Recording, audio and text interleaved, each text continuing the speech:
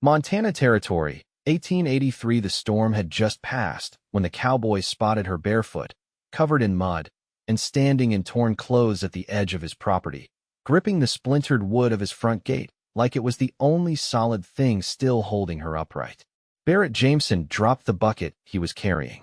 His boots splashed into the puddle at the edge of the corral as he stepped forward, heart punching hard against his ribs. Her dress was ripped at the shoulder and stained, her long dark hair plastered wet against her face. She looked half-starved, half-lost, and fully out of place against the wide gold sky and open prairie behind her. "Ma'am." His voice was low, careful. "You hurt?" She didn't answer, just stared at him like she was still trying to decide if he was real. He crossed the distance slowly, palms out. Up close, he could see the bruises blooming along her arms, the dried blood at her temple, the way her breath caught when she swayed. "Name's Barrett. This here's my ranch. You are safe now. You hear me?" He reached for his coat. She flinched, but did not move away. Gently, he draped it over her shoulders. She looked down, as if just then realizing how exposed she was. Her lips parted, voice raw. My name's Odessa." "Odessa," he repeated. "You alone?" She nodded, but her eyes filled. "They took everything. I ran. I didn't know where else to go." He didn't need to know more right then. Barrett glanced back toward the house. "Come in," he said. "This is your home now." She blinked up at him, stunned. "You do not even know me." "I know enough. And I got room." He led her up the front steps of the ranch house, into the warm, dim light of the kitchen where the stove still gave off the scent of coffee and last night's beans. She hesitated at the door, then stepped inside, one hand still gripping his coat tight at her collarbone. "I will get you clean clothes. You hungry?" She nodded once, tears in her eyes. Barrett handed her a folded blanket and pointed toward the back room. "There's a tub in there. I will boil some water." Odessa hesitated. "Thank you for not asking questions." He gave a small shake of his head. "You can tell me when you are ready." She paused at the doorway. "I do not have anywhere else." "You do now?" Barrett sat on the porch while the water boiled, elbows on his knees, thinking about the way her voice sounded when she said her name. Odessa. He had not expected to find anyone at his gate that morning, let alone a woman who looked like she had been through hell. It was near an hour before she came back out. She wore one of his old shirts and a clean skirt that hung loose on her, her hair damp and braided down her back. She looked cleaner, but no less haunted. He stood. "You feel better?" She nodded, glancing down at her hands. "Yes, thank you." They sat across from each other at the kitchen table. Odessa ate slow, careful, like every bite had to be earned. Barrett said little, just watched over his coffee, making sure she had enough. After a while, she looked up. "I was traveling with a wagon train. A man offered to help me cross from Wyoming. I was trying to reach my cousin in Helena. We got ambushed outside Billings. He was not who he said he was." Barrett's jaw tightened. "You do not have to tell me all of it.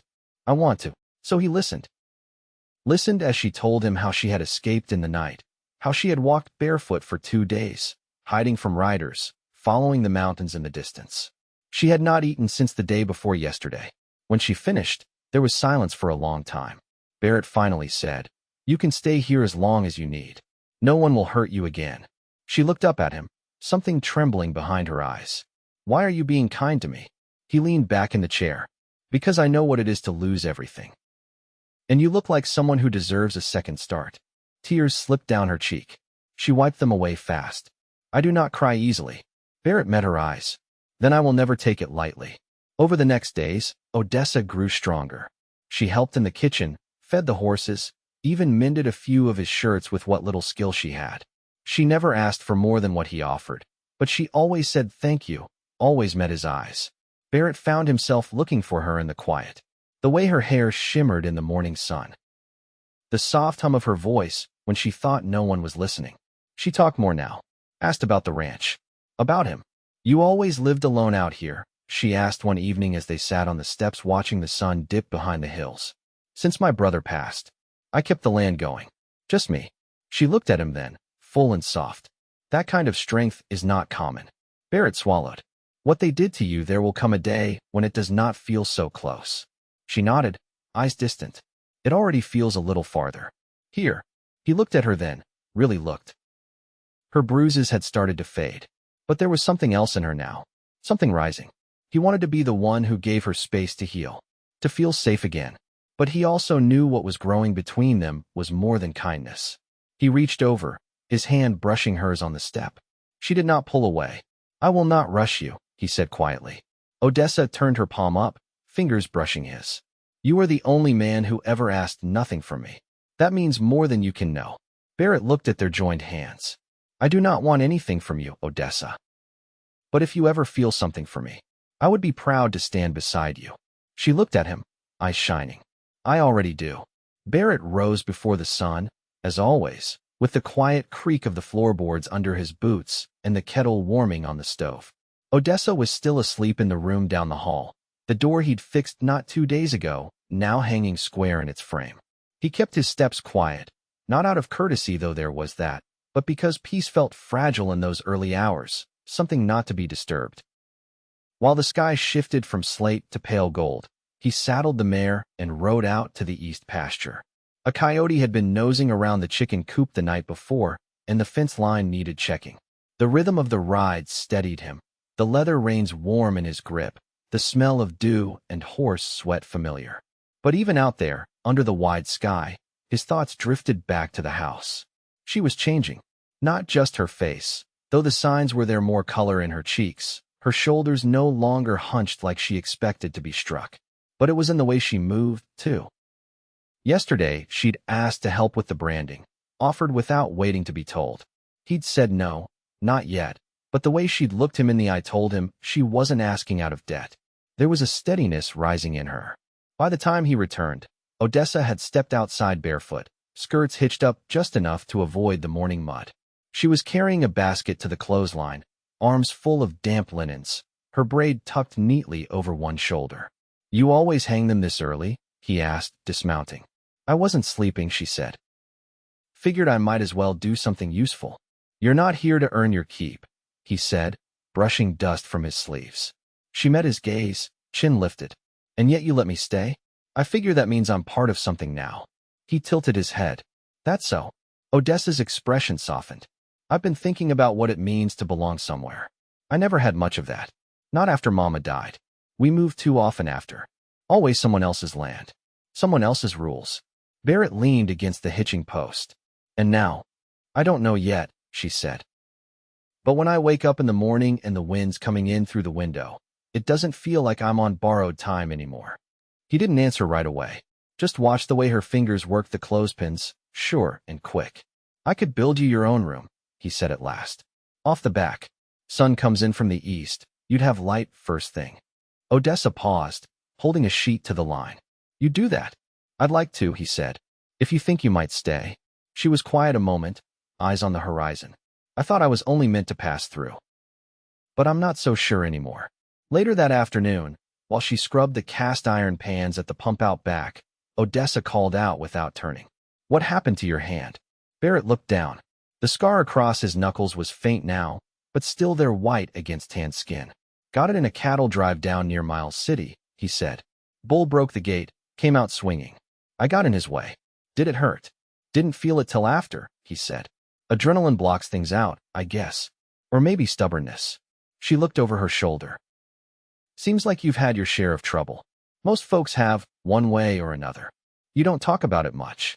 I don't see the use in dragging old ghosts into new days." Odessa rinsed the pan and set it aside. "Maybe not. But sometimes knowing a person's ghosts makes it easier to sit with your own." He didn't reply, just walked to the woodpile and grabbed a split log, started stacking it for the evening fire. That night, they sat by the hearth, both with their chairs pulled close to the warmth. Neither said much. The wind scratched against the windows, but inside the room was quiet, the kind that didn't need filling. When she stood to bring in another log, her hand brushed his shoulder. It wasn't a touch meant for notice, just a passing thing, but his breath stilled anyway. She placed the log in the fire, then turned to him. "I've been dreaming again." Barrett looked up. "Not the bad ones," she added. "Not like before. These are different." "What do you see?" he asked. Her eyes were far away, fixed on the flames.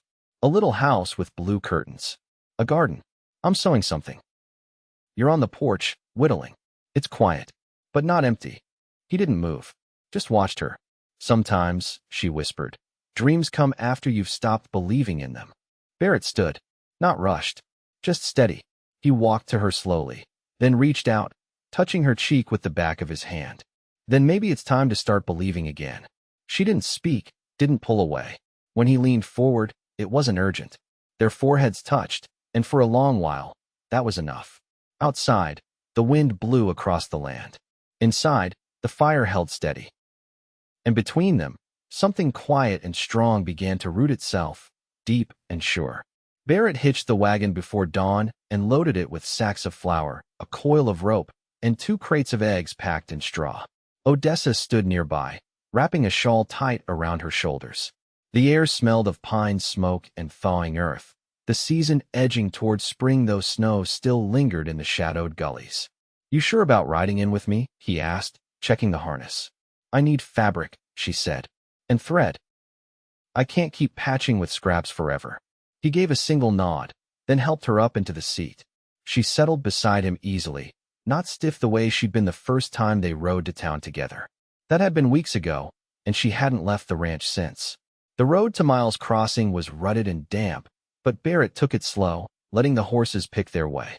Odessa pulled her braid over her shoulder and twisted the end between her fingers. "Do folks in town know you well?" "Well enough," he said. "I keep to myself mostly. Sell beef. Pick up what I need." "Will they ask about me?" "They might, but they won't get answers." She gave a short breath, almost a laugh. "I'm not afraid of their questions." He glanced at her. "No, I don't imagine you are." The trading post sat squat and square at the edge of the main street, its red painted door weathered by wind and years. As they pulled in, Barrett saw the same few horses tied out front, the same old sign swinging crooked above the door. A few men tipped their hats as he passed. Inside, Odessa moved with quiet confidence, selecting fabric with a practiced eye, sorting skeins of thread by feel. She didn't speak much, but when she did, it was only to ask for what she needed. Barrett watched from near the sacks of grain, arms crossed. The storekeeper, a lean man with a stiff collar and a habit of staring too long, gave Barrett a narrow-eyed look. She knew. Barrett kept his tone level. "She's with me." The man's mouth twitched like he wanted to say more, but he thought better of it and turned back to his ledger. Outside, Odessa waited while Barrett loaded the last of the supplies. "I don't like the way he looked at you," he said quietly, tying down a crate. "I've seen worse," she replied. "He's just a man with small thoughts." Barrett stepped close, lowering his voice. "You don't have to come back here unless you want to." "I want to," she said. "I'm not hiding." They rode home in silence, the kind that felt full rather than empty. Barrett glanced over once, saw her staring out across the open fields, her expression steady. Back at the ranch, she laid the cloth out on the table, slicing and pinning with careful hands. He watched her shape a bodice from the blue calico, her stitches neat and even.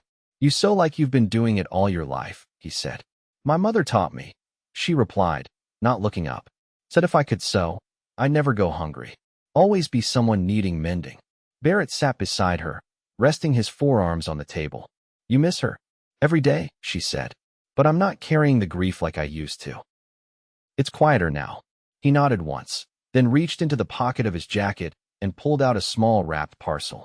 He set it on the table in front of her. She eyed it, then looked at him. "What's this?" "Something I saw in town," he said. "Figured you might want it."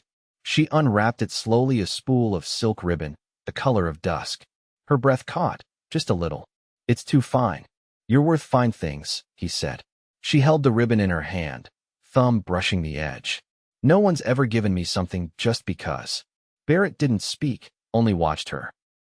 Later, as dusk pooled around the edges of the house, he found her out by the fence, staring west.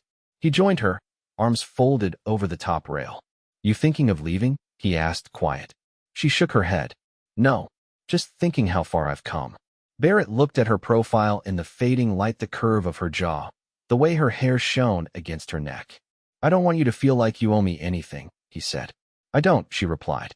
"But I do feel something." He turned toward her. "What's that?" She looked at him then, full and steady. "That I'm not lost anymore." He reached out, hand brushing hers beneath the rail. She didn't pull away. "You're not," he said. "You're home."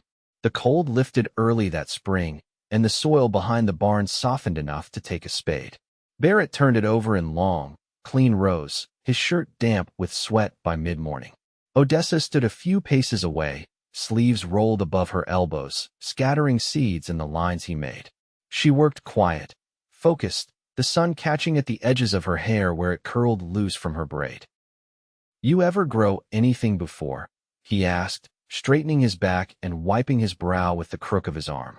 "Not like this," she said, crouching to cover the seeds with a strip of earth. "Mama kept a few pots on the sill, but we never stayed anywhere long enough for roots." She glanced up at him. "Feels right, though?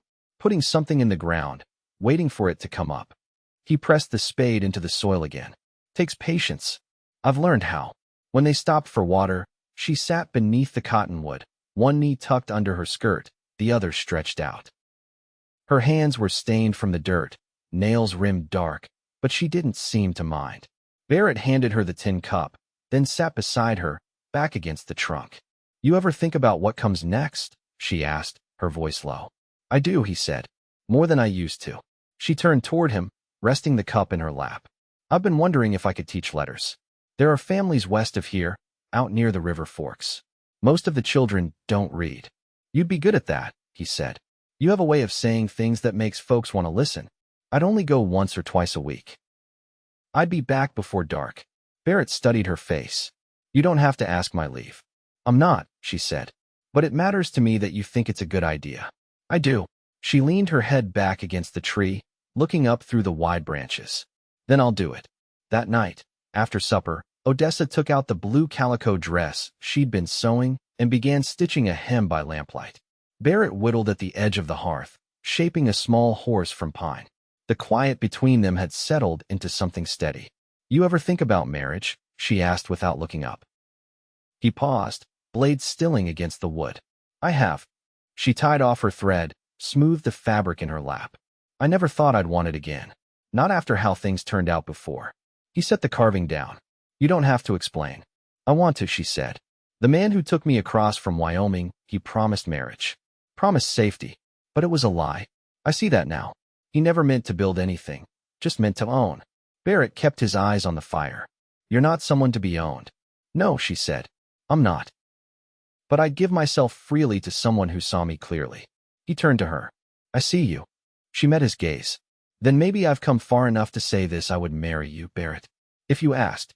He stood, crossed the room in 2 strides, and knelt beside her chair. "Then let me ask plain. Will you be my wife?" Odessa reached for his face, her fingers warm against his cheek. "Yes." The wind stirred outside, soft through the chinks in the cabin walls. Barrett folded her hand in his, pressing it to his chest where his heart beat steady and sure. "We'll build slow," he said. "Everything right." She nodded. "That's all I've ever wanted." The wedding was quiet, held beneath the cottonwood tree at the edge of the pasture, where the sky opened wide and the soil was still soft from the spring rains. Barrett wore his best coat, brushed clean and smelling faintly of cedar. Odessa stood beside him in the blue calico dress she'd made with her own hands, ribbon tied at her waist in the dusk-colored silk he'd given her. No preacher came, not one was close enough, but an older couple from a neighboring homestead, the Dinslows, stood witness and brought a Bible worn with years. The vows were spoken with few words and strong eyes. Afterward, they shared honey biscuits and black coffee with the Dinslows at the table beneath the open sky. Ruth Dinslow pressed Odessa's hand and said, "You've found solid ground, child." Odessa nodded, but didn't speak. Her voice had turned soft with the weight of the day. That night, Barrett opened the door to the room he'd built onto the back of the house. The walls were lined with pine, the floor smooth and clean. A small window faced the eastern hills, and a quilt lay folded across the bed. "I wanted you to sleep where the light comes first," he said.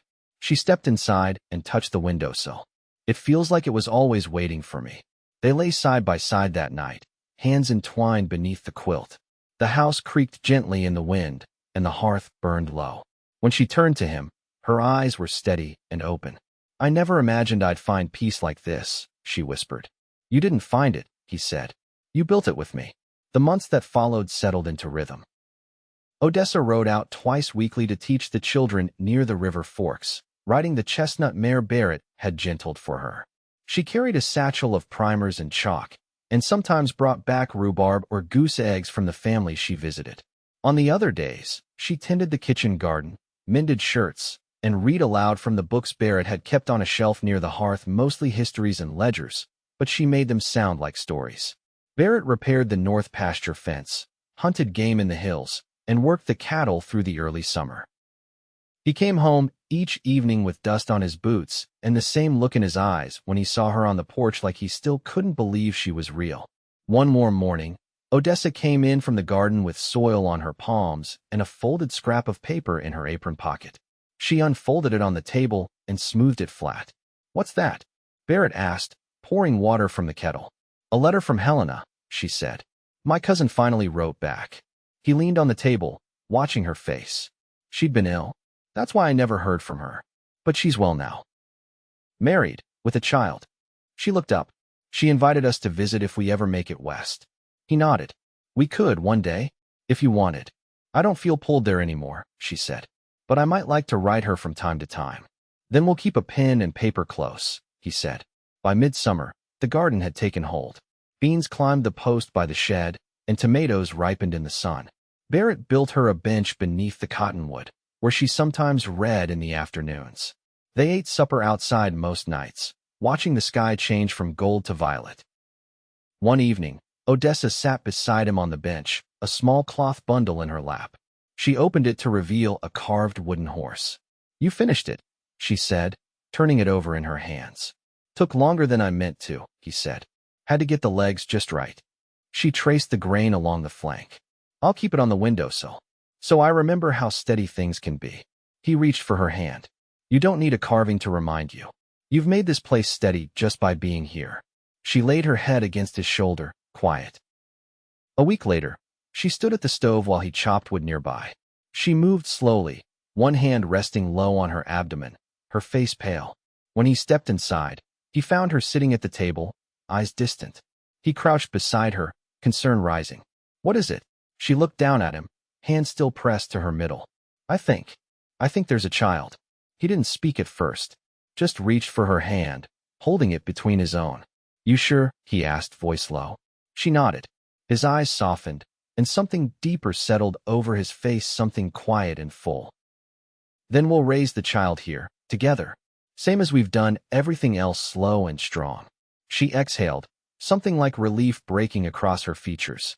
"I was afraid it might feel like too much." He brushed her cheek with his thumb. "Nothing's too much if it's ours." The seasons turned again. Snow came early, and they kept close to the hearth. Odessa's belly grew beneath her skirts, and Barrett carved a cradle from pine he'd cut himself. She stitched small blankets from leftover calico, and he read aloud in the evenings now, so she could rest. When the child came, a girl with dark hair and a fierce cry, it was Ruth Dinslow, who came to help. Barrett stayed close, his hand never far from Odessa's, his voice steady through it all. They named her Clara, after Odessa's mother. As spring returned, Barrett built a rocker for the porch. Odessa sat there most mornings, Clara swaddled against her chest, humming softly as the wind stirred the cottonwood branches overhead. One morning, Barrett came out with 2 mugs of coffee, set one beside her, and sat down. "She looks like you," he said, watching the baby's sleeping face. Odessa smiled, eyes full. "She looks like us." Barrett reached for her hand, fingers folding over hers. "You ever think how far we've come?" She leaned against him, quiet. "Every day." And there, beneath the wide Montana sky, with the child sleeping between them and the land green with new life, they stayed. Together, they built something lasting, not out of what they'd lost, but out of everything they'd chosen, hand in hand.